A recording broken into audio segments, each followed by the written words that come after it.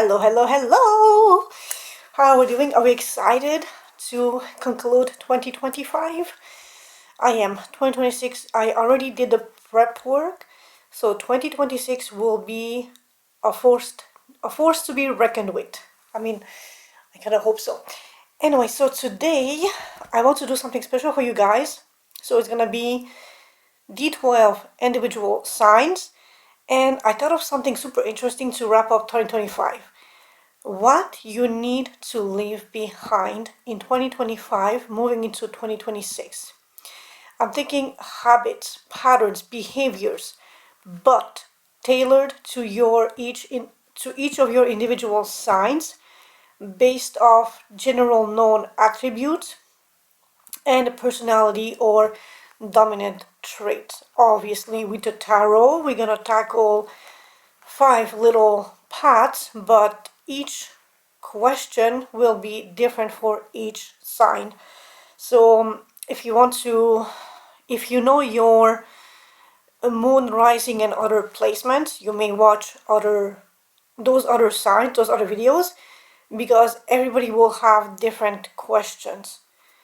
And I don't know if they're gonna overlap. I didn't double check, but normally it's 12 signs, and each has 5 different question or topic based off your individual characteristic as a zodiac sign.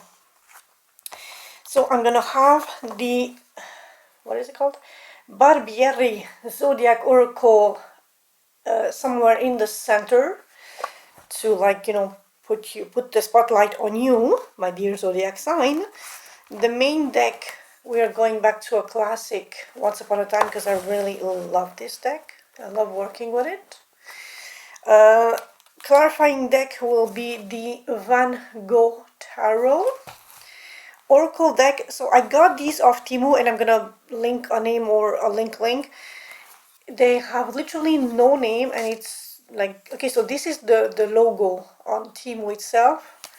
It's just beautifully illustrated, and we'll see how my intuition can work with basically no text, just imagery. Let's I want to spin like a little more spicy stuff for 2026, and this one is called The Fox's Journey, and it's also very minimalistic. We only have the title, and yeah, just the title. All the descriptions and the meanings are in these little cards. So this will be interesting to work with. So yeah, let me just put everything nice and tidy for you guys. Yeah, okay. So I'm gonna zoom in. Oh, and now they are, because I replaced my camera a little bit so that you don't see that dreadful corner table or table line. Jesus. Okay, I will need to down. I think I definitely need to edit some of this out, like that.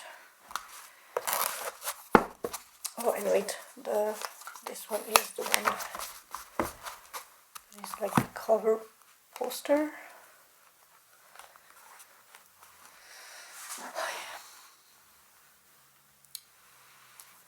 So here's your screenshot opportunity for today's tools of the trade. Oh, and obviously I will leave the take 2 days off, and you forgot how to speak. I will link each card's position, name, and definition in the description box below.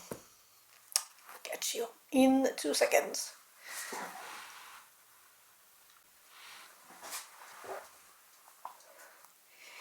Hello, Gemini. Yeah. Okay, so how are we doing?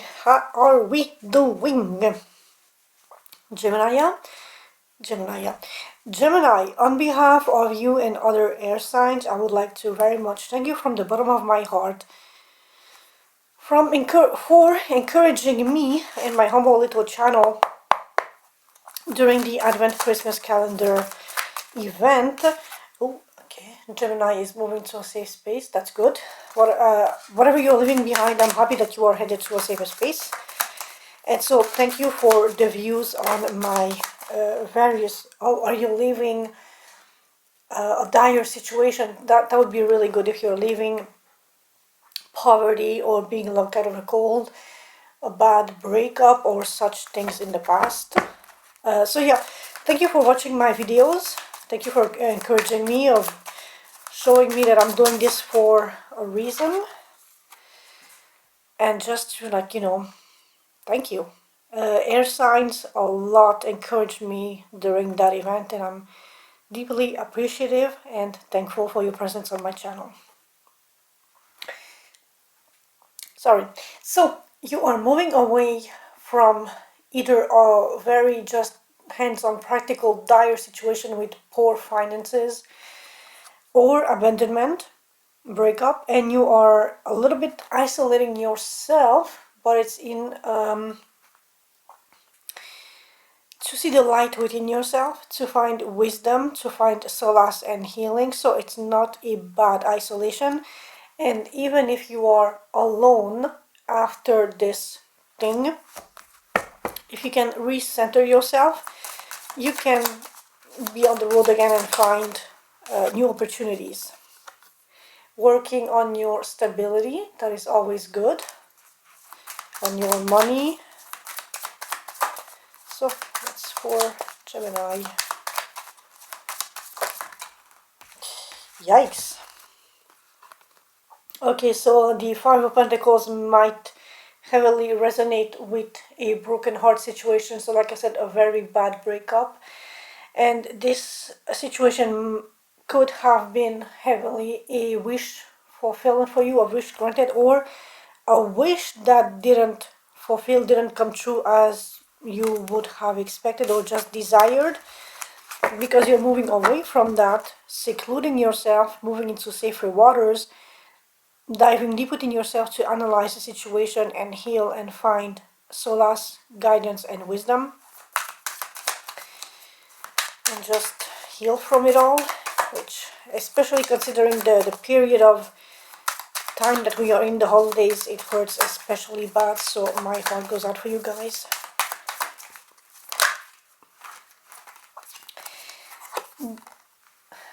But the universe has your back. Something will come back to you. So just be patient. And yeah, you will definitely have opportunities to choose from. So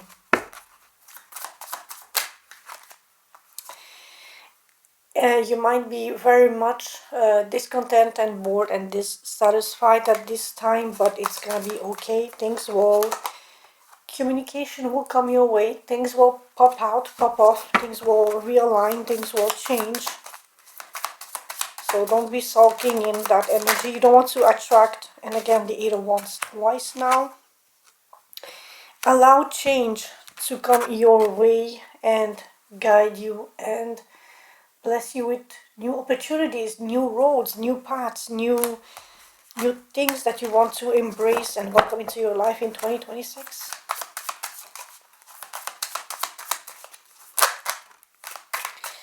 Don't let stress get over your head, especially if it's regarding a mother or wife, a long-term partner who is very nurturing and beautiful, who might feel a little cold at this time.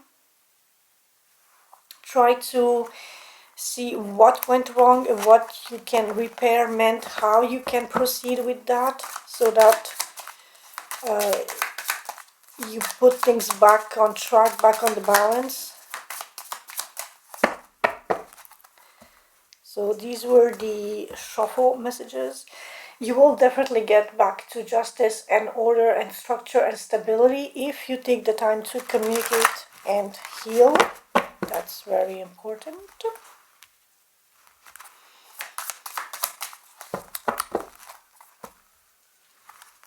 So it might be a long journey, But with walking away from something, you are walking into a new direction, which is something readers don't often highlight enough. That when you leave something behind, you are literally opening the door to something new.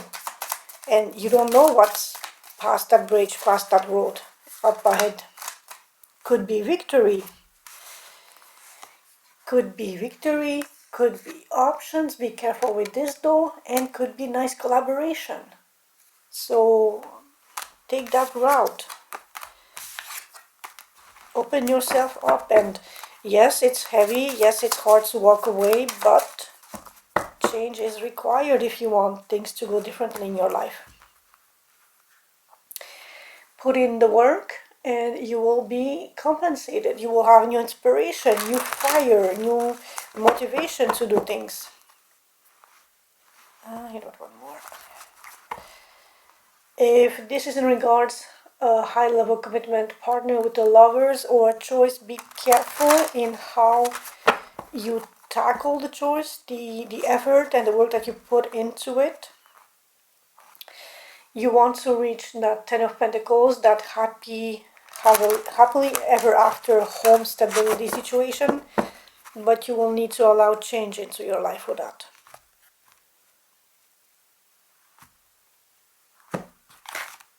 Sorry, I will.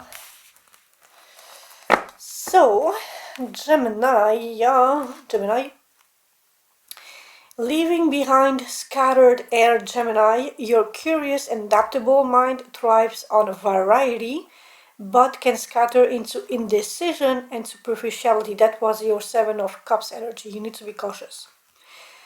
This spread focuses on flakiness and overthinking, the Nine of Swords, to foster deeper focus in 2026.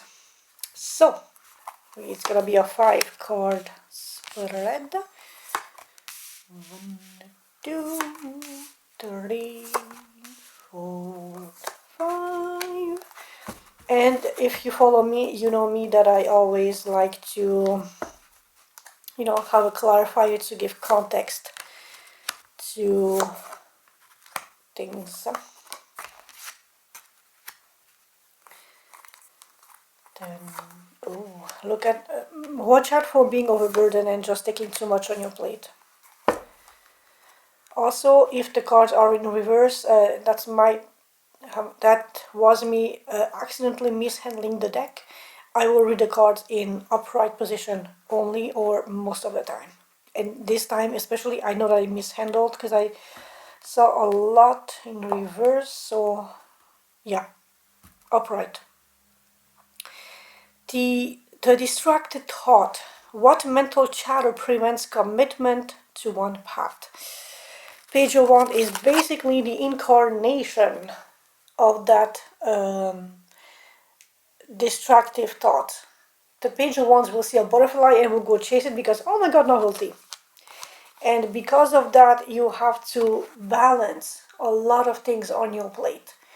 Either two very important major energies that are conflicting with each other, or just a lot that you are balancing and trying to juggle to have a steady flow of work-life balance or emotional, like privacy and sharing, all that stuff.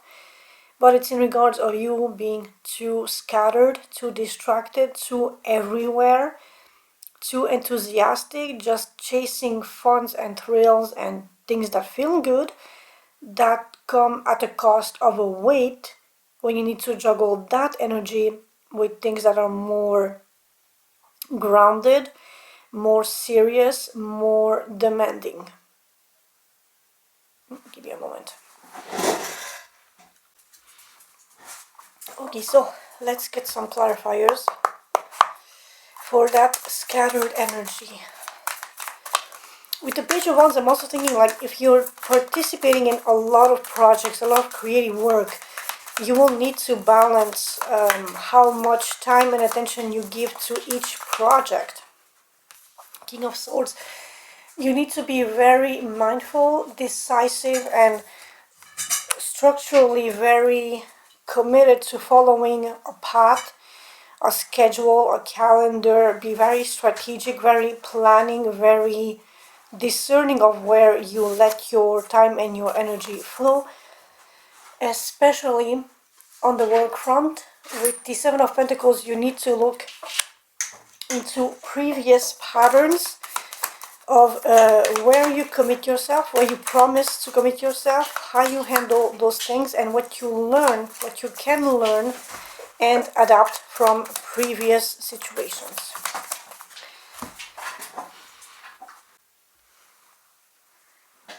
Considering the fact that you tend to be scatterbrained, I'm using it as an endearing term here, it's good to have plenty on your plate, but when plenty is overflowing and burdensome and just heavy on your weight and your shoulders and your time and your energy, it's siphoning more resources than what it grants in terms of accomplishment and acclaims and feel good stuff. So you might want to temper on that front just a little bit.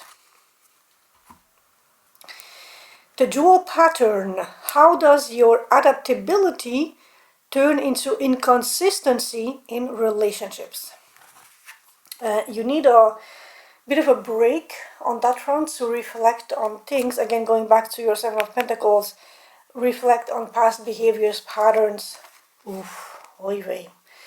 With the Queen of Swords, I will have to ask, is this person exterior to you? Or do you need to raise sharper boundaries, be more cold, assertive, more, going back to the Queen of Swords, but now looking inwards or internally, you have to be more methodical, logical, stoic, make a decision based on facts, looking at the things for what they are and not what they appear to be. You need to be very... Take time out to just rest and meditate, contemplate things for what they are. Be discerning and attribute just and fair value to everything that is in your vicinity, that you need to compartmentalize and act accordingly to what they are, what their worth is, what their meaning is, and how much worth and value they hold in your life, both emotionally, intellectually, and in the practical 3D aspect of it. Because the more you... It's good to be adaptable, but the more you adapt to everything around you, the thinner you spread yourself, and thus you lose your essence, and it's becoming a burden on you. Especially in relationships, if you want to constantly reflect and adapt to be the ideal best version of how your partner sees you, you will lose your core identity. And we don't want that. I mean, they fell in love with you because of you, of who you are, how you act, how you respond to them. But if you want to too closely or too hard or too intently mirror their ideal projected image of you, but to like they see an aspect of you like a mask or costume, and the more the actor inside the costume becomes the character, the more you lose the actor, and the character can only do one set role or one set of range. So you want to avoid that, because then your adaptability turns into inconsistency, because you cannot, and like you build this whole new persona and it becomes inconsistent with how you started. It's like a conflict, and something flipped here somewhere. So guess what? Yeah, okay. Hierophant. Especially if you want this to be a long-term relationship, you need to be committed. You need to be structured. Definitely a relationship with the Empress, especially with your wife. You want to impress her with your intellectual prowess. That's one thing. That's beautiful. The communication keeps the couple solidly together, but you need structure and a clear line of thought, a clear set of processes, or some way that it doesn't, something to tame the Page of Wands. So you want to have variety, to be clever, and to be intellectual and entertaining, but you don't want to go from goat poop to quantum physics. You need to find a rational bridge somewhere, somehow between topic A and topic B. And you might be very clever with that, but you need to hone in a structure and a guidance and something that is practical but also approachable, something that has solid facts to back you up and not just things that you pull out of your rear end. And you will gain victory and success if you follow set procedural structures to impress the other and to really have this open line of communication with them.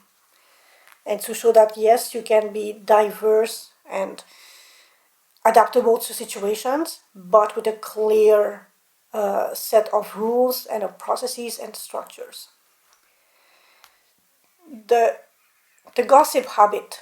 What superficial communication erodes your authenticity? Gossip, gossip, gossip. And we have strength, which is patience and resilience, tenderness, and the good stuff, and the King of Wands. So you need to tame your desire to be spread everywhere, to have 10 bazillion projects all around you, because the more you're having a hand in like 10 million projects, the more it erodes your authenticity.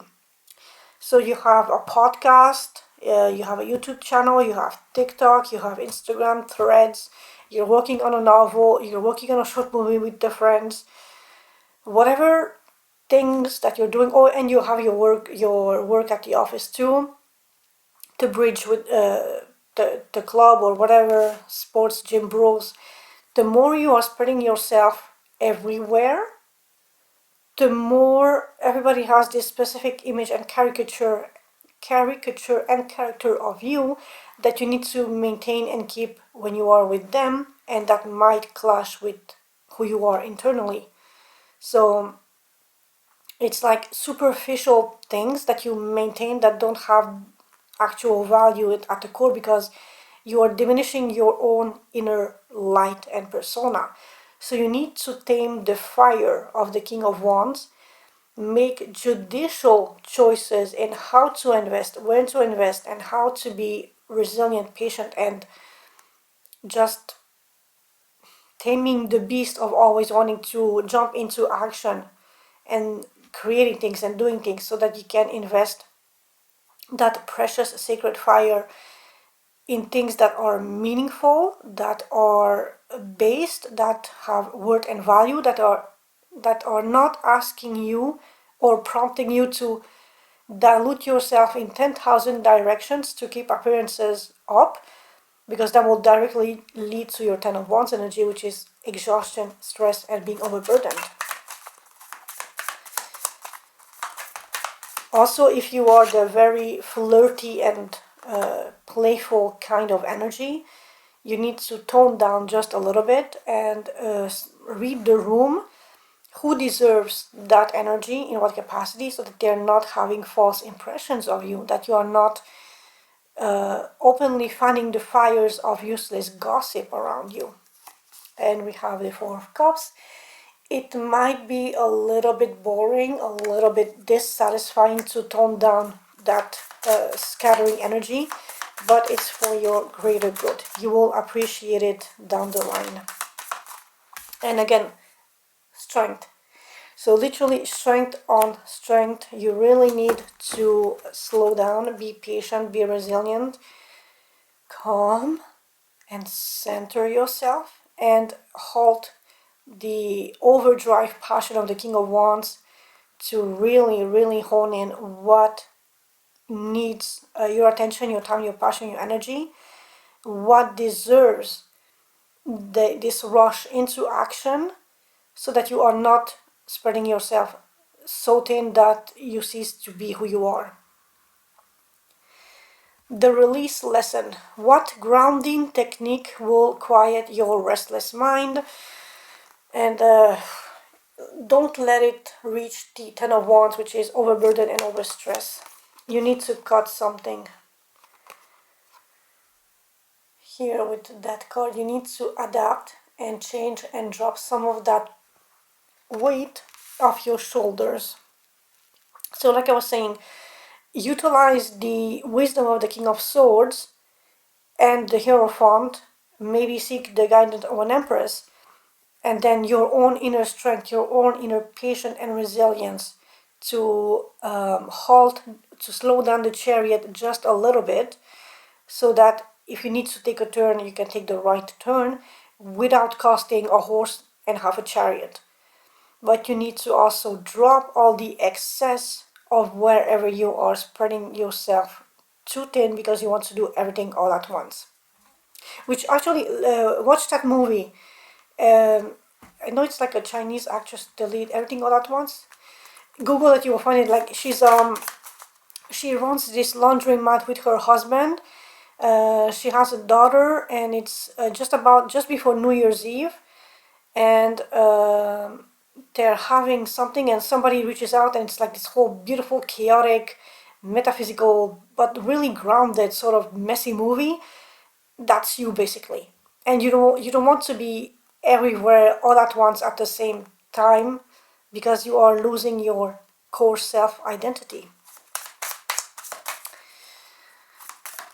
So something for this release lesson for my Gemini. So what does Gemini need to drop? Maybe you just need to allow change into your life. It can be so simple. Just like let some things die so that you can allow the fire. Okay, so let some things die. Let go of some useless weight so that the glowing fire that is really serving your purpose and fulfilling your happiness has a chance of breathing, having more air. You can find it just a little bit. Put some wands to that so you can have something more to nurture and nourish off of. King of Cups, watch your emotions, but also cherish your emotions. Look into your emotion and how you can, what fulfills you, what makes you feel satisfied, content, and just happy, not stressed, not overburdened. Things that fulfill your soul and not your erratic, always need to be in the action sort of mind. And we have here the Queen of Wands. Confident, beautiful, assertive, sexy, bold, but she's internalizing the fire of the King of Wands from the previous position. Whereas the King of Wands outwardly acts on his fire, his passion, his charisma, the Queen of Wands internalizes it. She just is charismatic, sexy, bold, confident. She doesn't need to prove anything to anybody. She enters the room and bam, she's like the center stage because people recognize and feel and see all that fire. She doesn't need to prove nothing to nobody. So you need to nurture your passion and your emotion and drop useless weight that is superfluous and overburdening you. The new path. What clear vision emerges from leaving indecisiveness behind? If you need a clear, it can't be any clearer than that. The Sun card is pure, blissful, satisfying happiness. It's like the penultimate, nothing can top the Sun card. And this is the new path, the new clarity. Also with the Sun, it's illumination that is emerging from you leaving things that are outdated, overburdened, and just too heavy and too useless.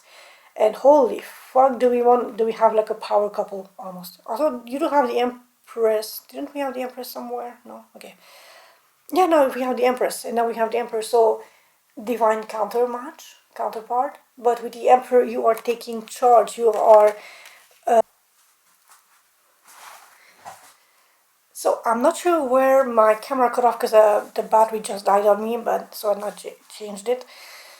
As I was saying, the new path and what clear vision emerges from leaving indecisiveness behind, you gain the absolute power, dynamic power stride going forward.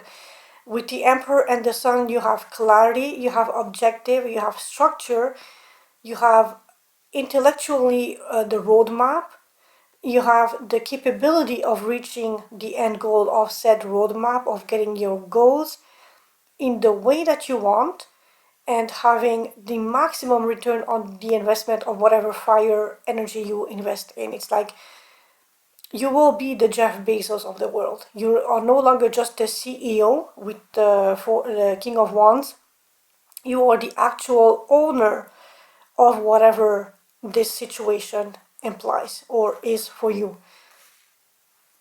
With the Emperor, you are taking charge, you are directing, you are dispersing assets, guidance, emotional ability, intellectual prowess, or just scheming and plotting things.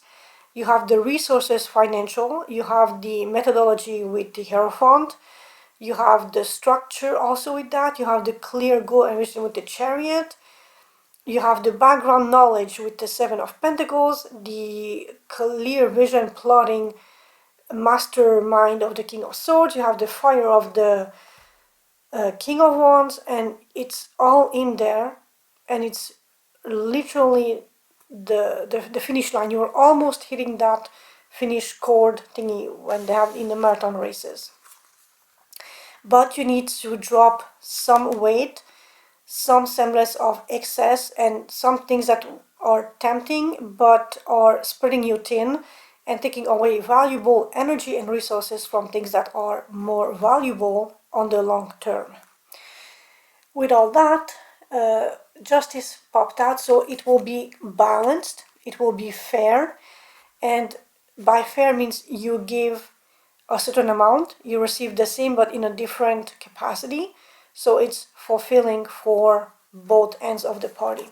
And your two other cups are Seven of Cups and Knight of Wands, so you really need to cut down on the options with the Seven of Cups, because options can be distracting, clouding your emotional self, because everything is tempting for you, and that is where your scattered mind comes from. Oh, this is shiny, oh, this is tempting, oh, this is so cool, I want to do that. Yeah, but that will like, that is dangerous. That one will leave you in addiction. That one will distract you for the sake of distracting you. It's like a TikTok 6-second video thing that will just like waste your time. And in that 6 second, you could have done something else that will, on the long run, be much more profitable. Like an idea, or just something like that. And your last card is the Knight of Wands, which is passionate pursuit, being motivated, that beautiful fiery but also very scattered, well, fairly scattered energy. You want to harness and hone in that Knight of Wands passion, fire, determination, and inspiration in the right direction, in the right channel. You want to focus him to be paired with the Chariot, so that you are very clear in the direction in which you are going, how much you are investing into that, like think of fuel or hay for the horse. Yeah, for the horses. And you want to maximize how much hay you give to the horse, to how far the horse can lead you on your long-term project. You don't want to give like a whole roll or ball or whatever they're called and only reach like the first house in the first village. You want to reach the freaking castle of the king to challenge him and take his place. You see my... it's a bit over the top, but you get my drift. So, Gemini, we're gonna rock this potentially nameless oracle. Just beautiful imagery card, and let's see your last messages. We have too much. Let's see what we have.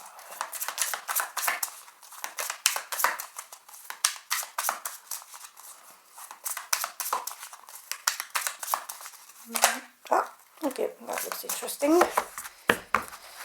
Transformation. I think you had the death card somewhere. Yeah, here, death card.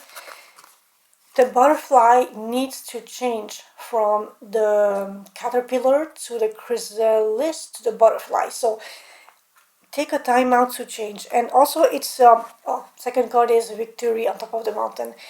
If you allow yourself to focus just a little bit, to put yourself in time out, to allow change and transformation, you will reach your goals, you will be successful, you will be acclaimed, you will be king of the mountain and reach the tippy top of the Himalaya mountain. But you need to take a breather, calm down, allow change to come and to direct you in the right direction. Let the natural process of life run its course. A butterfly doesn't know that it's a butterfly when it's a caterpillar phase.